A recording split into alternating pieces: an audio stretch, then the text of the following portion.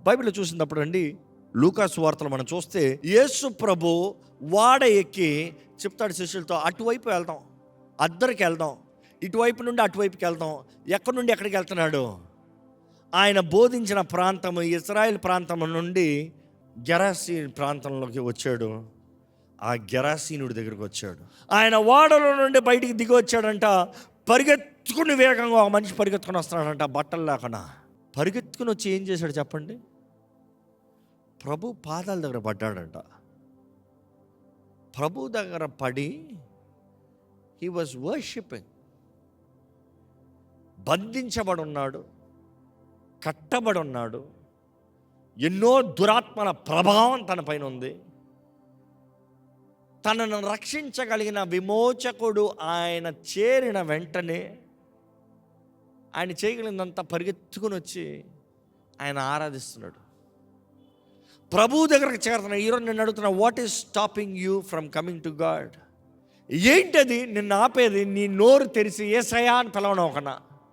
ఏంటది నిన్ను ఆపేది? నీ విశ్వాసాన్ని దాడి చేసేది దేవుని దగ్గర నుండి రాకుండా.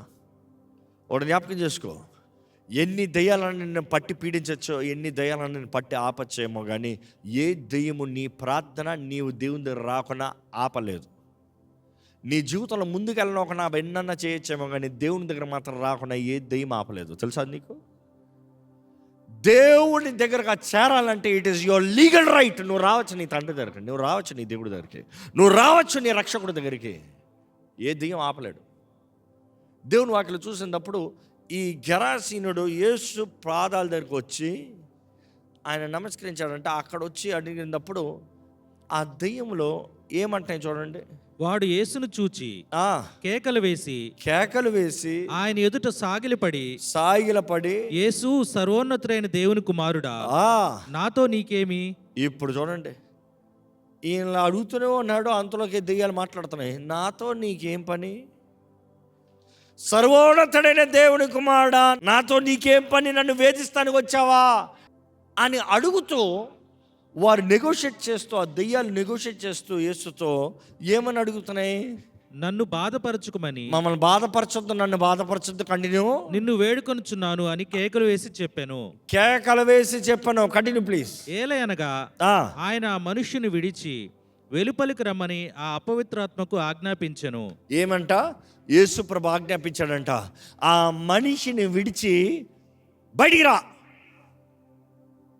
యేసు ప్రభు వచ్చాడు, గద్దిస్తా ఉంటే, ఎందుకు వచ్చావు, ఎందుకు వేధిస్తున్నావు, ఎందుకు బాధ పెడుతున్నావు అని చెప్పి నెక్స్ట్ ఏమంటున్నారు చూడండి. వాళ్ళు ఏం చెప్తున్నారు చూడండి. అది అనేక పర్యాయములు వానిని పట్టుచూ వచ్చెను గనుక వానిని గొలుసులతోనూ కాలి సంకెళ్లతోనూ కట్టి కావలి అందుంచిరి గాని వాడు బంధకములను తెంపగా దెయ్యము వానిని అడవిలోనికి తరుముకొని పోయెను. మనం చూస్తున్నాము, అడవిలో తరుముకుని వెళ్ళి, ఇంకా మార్కు సువార్తలు మనం చదివినప్పుడు చూస్తాం, చచ్చిన సమాధుల మధ్య ఉన్నాడు. ఇక్కడ కూడా చచ్చిన సమాధుల మధ్య ఉన్నాడు. There is an identity. ఒక దయ్యం ఏం చేస్తుందంటే వాడి జీవితాన్ని ఐసోలేట్ చేసేస్తుంది. ఓ దయ్యం ఏం చేస్తుందంటే ఒక మనిషిని దాడి చేసినప్పుడు ఆ జీవితంలో ఉన్న బంధాలన్నీ తీసేస్తుంది, వాడిని లోపల బంధించి పెట్టి వాడిని ఐసోలేట్ చేస్తుంది. ఈరోజు చాలామంది ఐసోలేషన్లో బ్రతుకుతున్నారు. ఎవరిని కలవాలని ఆశ లేదు, ఎవరి దగ్గరికి వెళ్తానికి ఆశ లేదు, ఎవరితో మాట్లాడటానికి ఆశ లేదు. ఒంటరిగా ఉంటారు,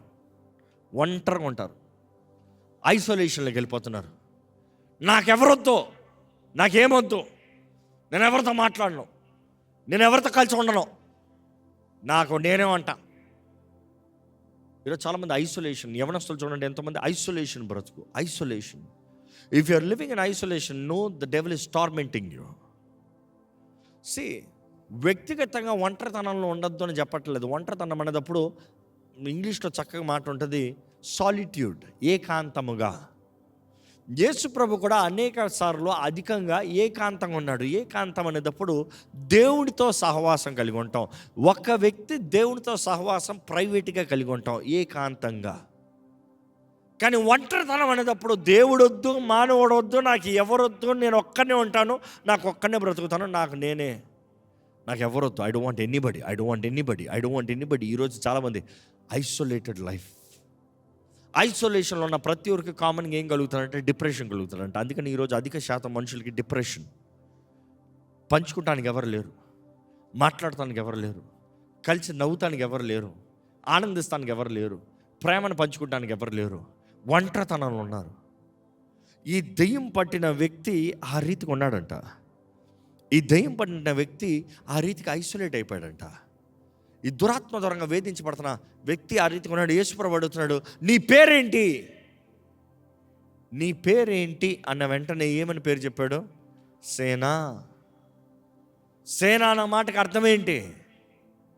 ద వర్డ్ సేనా, లీజన్ ఇంగ్లీష్ మాట, అది గ్రీక్ టర్మ్. ఒక లీజన్ అనేది కనీసం 4623 మంది దగ్గర నుండి 6000 మంది వరకు ఉంటారంట, based on the group.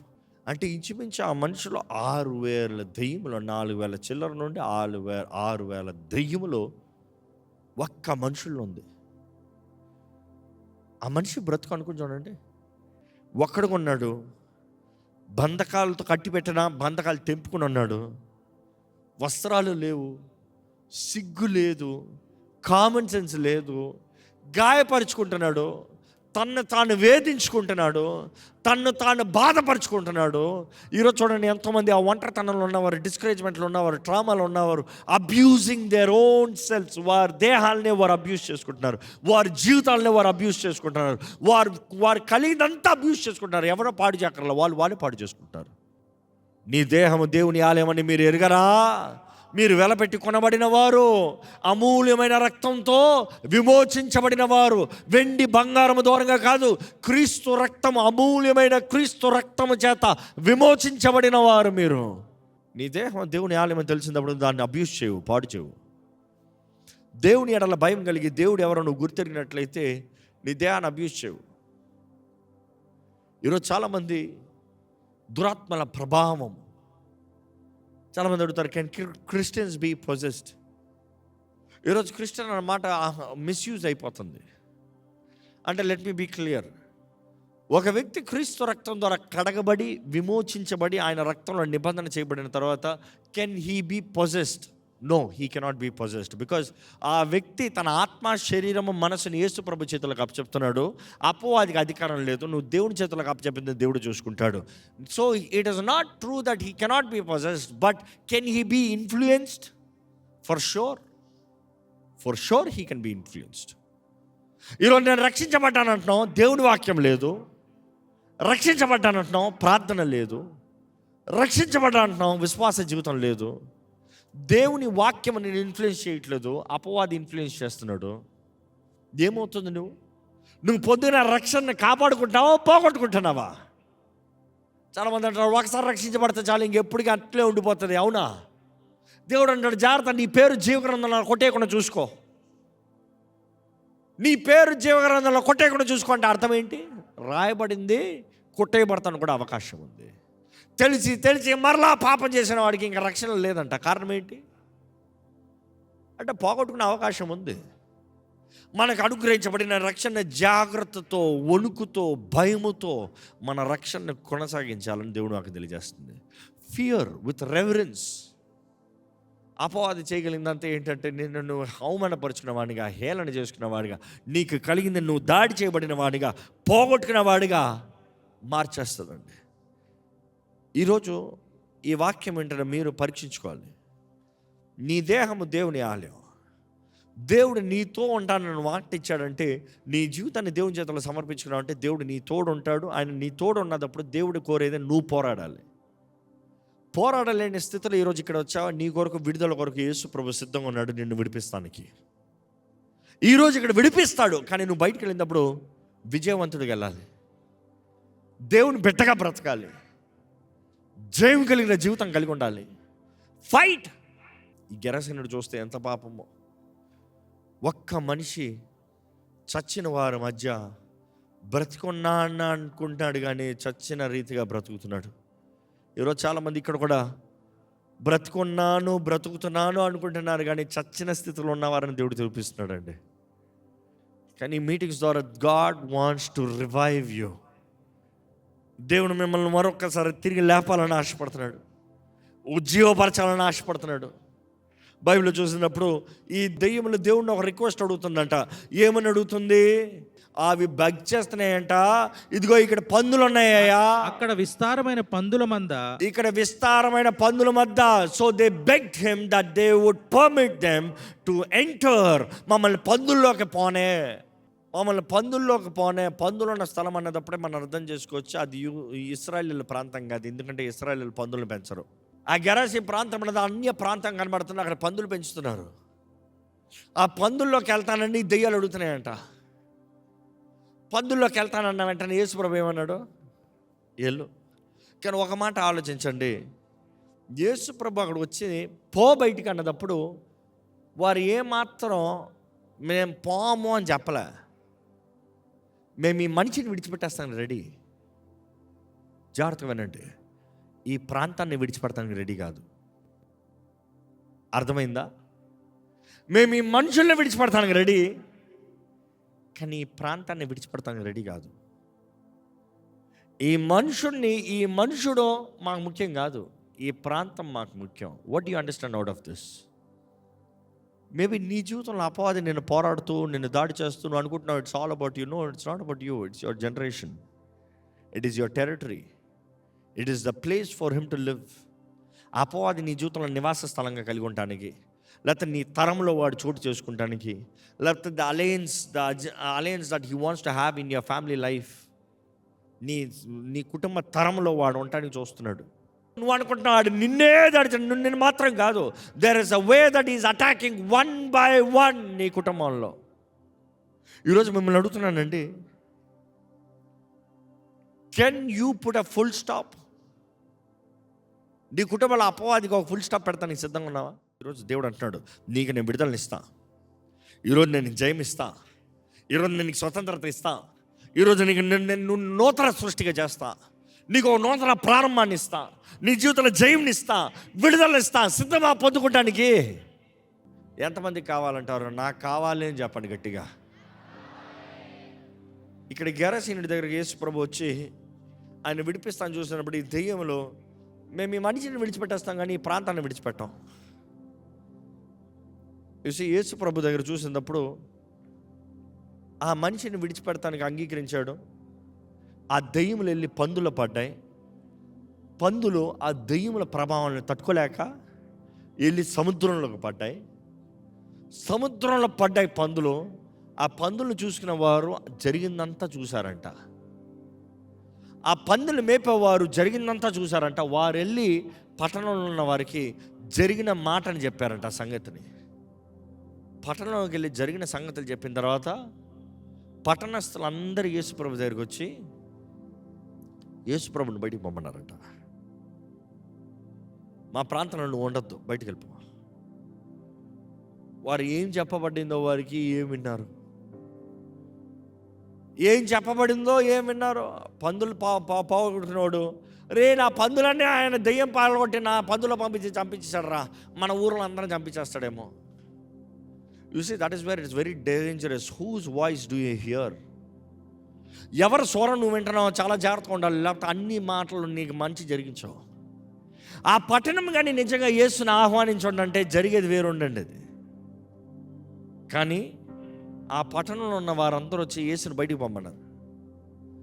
In fact వాళ్ళందరూ వచ్చి చూసేటప్పటికి ఈ దెయ్యములతో నింపబడిన ఈ గెరాసీనుడు బట్టలు వేసుకుని యేసు ప్రభు పాద దగ్గర కూర్చున్నాడంట.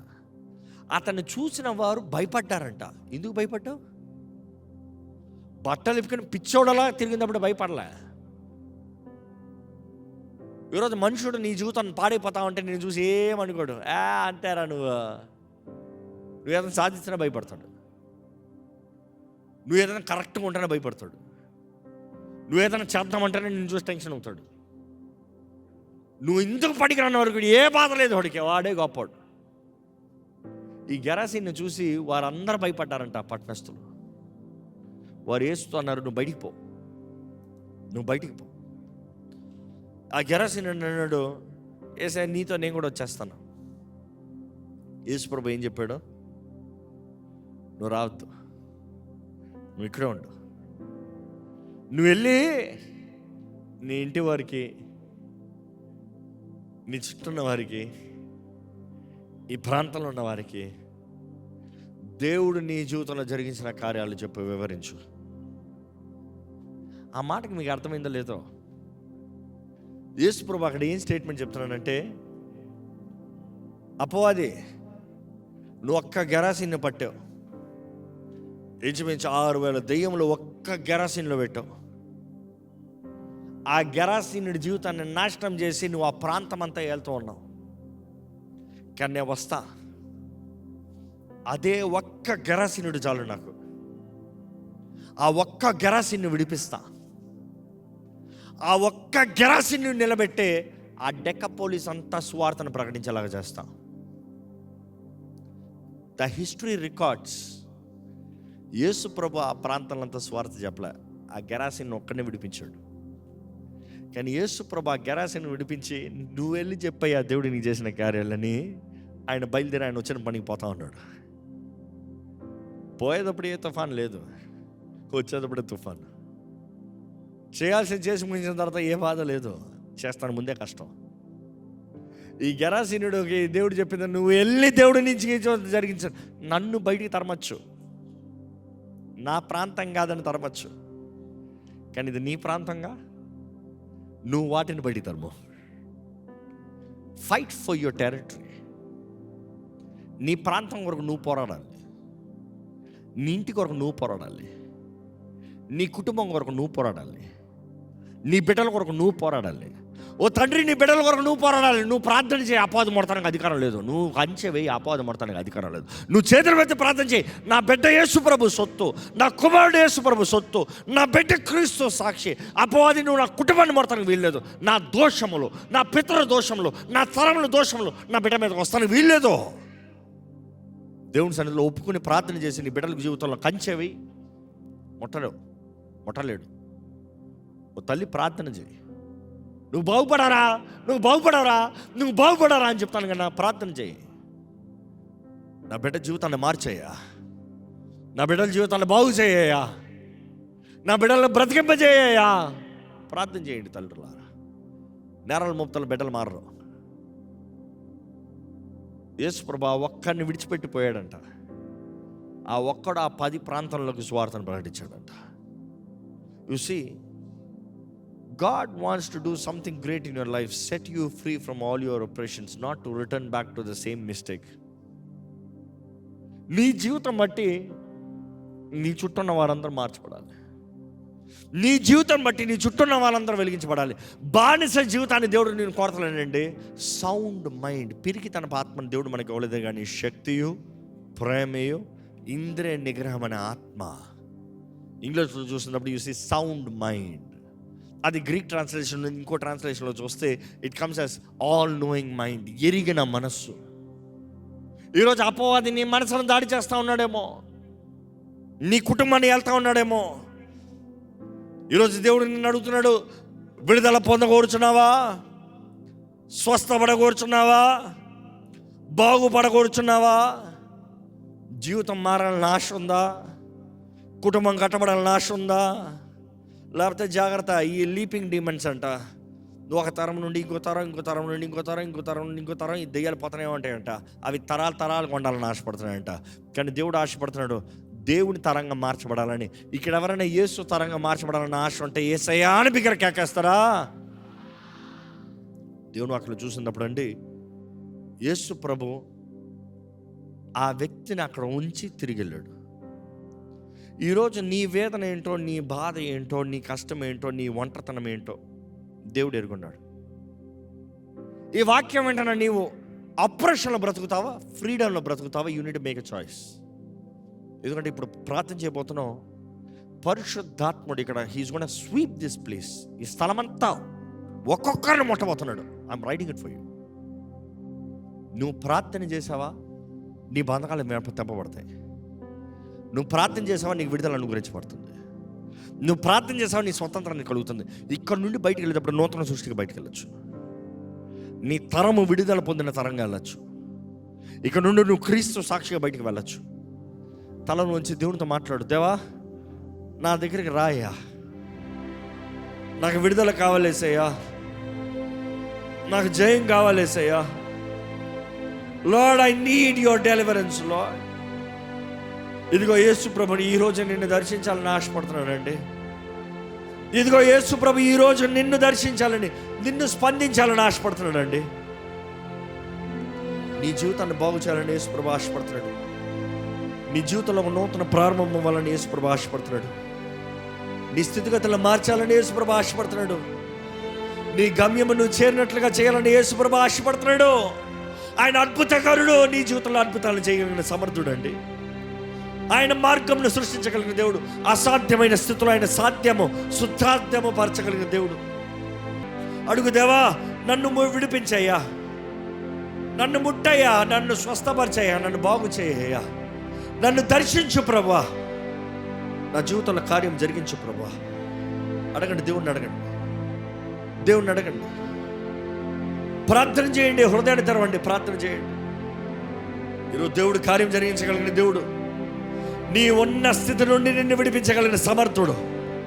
నీ ఉన్న స్థితిలో నుండి నిన్ను విడిపించగలిగిన సమర్థుడు. Just where you are, he's reaching you where you are. ఆయన చేరలేని స్థలం అంటే ఏది లేదు. ఆయన చేరలేని ప్రాంతం అంటే ఏది లేదు. ఆయన నీ ఉన్న స్థితిలో నిన్ను ముడుతున్నాడు.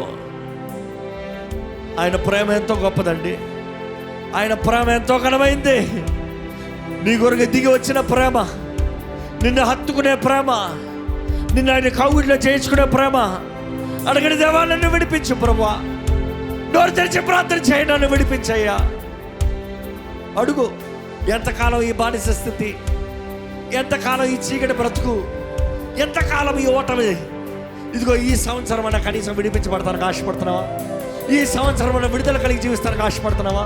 ఈ సంవత్సరం అన్న యేసుతో బ్రతుకుతానికి ఆశపడుతున్నావా? కనీసం ఈ సంవత్సరం అన్న జయం కలిగి ఉండాలని ఆశపడుతున్నావా?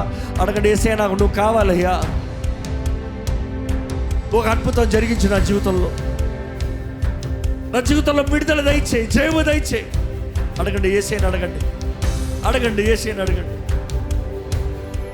ఈ సమయంలో ఎంతమంది అయితే నిజంగా నా జీవితంలో విడుదల కావాలి, నా జీవితంలో ఒక నూతన ప్రారంభం కావాలి, నాకు యేసయ్య కావాలి. ఇదిగో యేసు ప్రభుని నా సొంత రక్షకుడిగా అంగీకరిస్తున్నాను, నా దేవునిగా, నా రాజుగా, నా సర్వంగా అంగీకరిస్తున్నాను. యేసుతో నేను బ్రతకదలుచుకుంటున్నాను. ఈ దినం నుండి ఆయన కొరకు, ఆయన మహిమార్థమై నేను జీవిస్తానికి సిద్ధమంటారో మీరున్న స్థలంలో లేచి నిలబడండి. ప్రార్థనతో పోయిస్తున్నా. This a declaration that your doing, this a stand that your doing. ఎక్కడ మీ చేతుల పైకెత్తి చెప్పండి, ప్రభా ఇదిగోనయ్యా నా ఆత్మ, శరీరం, మనసు నీ చేతులకు అప్పచెప్తున్నానయ్యా. బిగ్గరగా చెప్పండి, నీవే నా దేవుడు, నీవే నా రాజు యేసయ్యా. నోరు తెరిచి చెప్పండి. నీపై, నీకే నా పైన సర్వాధికారం ప్రభా. బిగ్గరగా చెప్పండి. నా తోడు నన్ను నడిపించే ప్రభా. బిగ్గరగా చెప్పండి. నేనున్న స్థితిలో నా దగ్గరకు వచ్చా, నాకు విడుదల నువ్వు ప్రభా. నా జీవితంలో జయము కావాలయ్యా. పరమ తండ్రి, నీ ఆత్మతో నన్ను ముద్రించు. నువ్వు అనుగ్రహించిన వరమును, క్రీస్తు వరమును నాకు అనుగ్రహించు. ద గిఫ్ట్ జీసస్ నాకు దయచేయి. యేసుని నాకు వరముగా ఇచ్చావు, నేను నమ్ముతున్నానయ్యా. బహుమానంగా ఇచ్చావు, నేను నమ్ముతున్నానయ్యా. యేసు నాకు అనుగ్రహించబడిన గొప్ప బహుమానం నేను నమ్ముచున్నాను ప్రభా. యేసు యందు నేను విశ్వాసం ఉంచుతున్నాను ప్రభా. నీ పరిశుద్ధాత్మను వరమును కూడా నాకు దయచేయి ప్రభా. పరిశుద్ధాత్మన బహుమానం కూడా నాకు దయచేయి ప్రభా. పరిశుద్ధాత్మతో నన్ను నింపు ప్రభా. అడగండి, నోరు తెరిచి అడగండి, అడగండి. పరిశుద్ధాత్మతో నన్ను నింపయ్యా. యేసు ప్రభా నన్ను పరిశుద్ధాత్మతో నింపు. యేసు ప్రభా నాకు పరిశుద్ధాత్మతో బాప్తిసం ఇవ్వు, నాకు అగ్నితో బాప్తిసం ఇవ్వు. ఇదిగో దేవుడు బయలుపరుస్తున్నాడు, ఇక్కడ నుండి నూతన ప్రారంభములు మీ జీవితంలో ప్రారంభించబడును గాక. నూతన తలుపులు దేవుడు తెరుస్తున్నాడు. నూతన అవకాశాలు మీ ముందు పెడుతున్నాడు. నూతన రీతిగా నిన్ను స్థిరపరుస్తున్నాడు.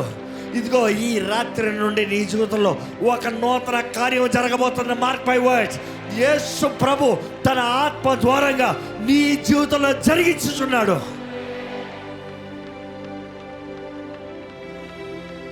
ఇక్కడ ఉన్న ప్రతి ఒక్కరిని బలపరిచేయ. నీ సన్నిధిలో స్వతంత్రత ఉంది, నీ సన్నిధిలో సమాధానం ఉంది, నీ సన్నిధిలో విడుదల ఉంది, నీ సన్నిధిలో జయం ఉంది. నీ సన్నిధిలోకి వచ్చిన ఎవరిని నువ్వు ఎంత మాత్రం త్రోసివేసే దేవుడు కాదు.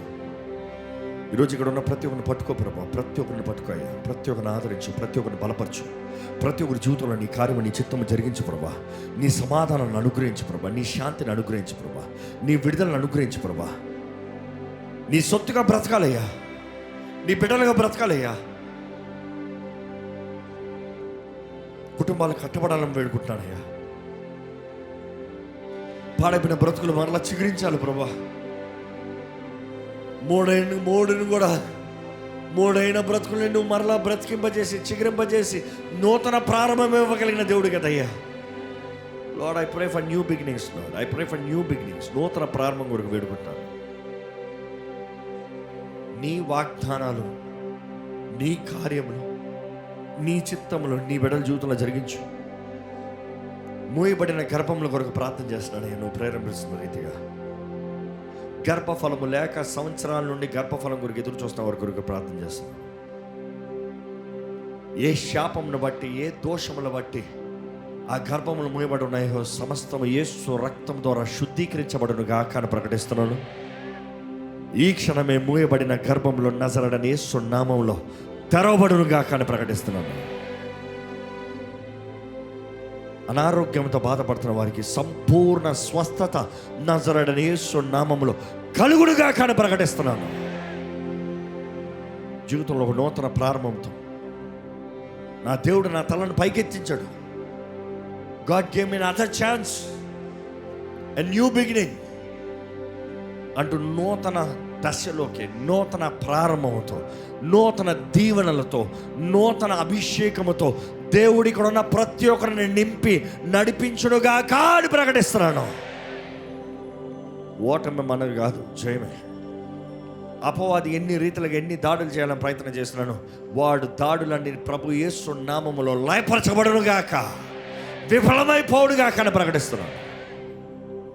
సమస్త జ్ఞానానికి మించిన సమాధానం, క్రీస్తు అనుగ్రహించే సమాధానము మన హృదయాల్ని, మన జీవితాల్ని నింపి ఏలునుగాక అని ప్రకటిస్తున్నాను.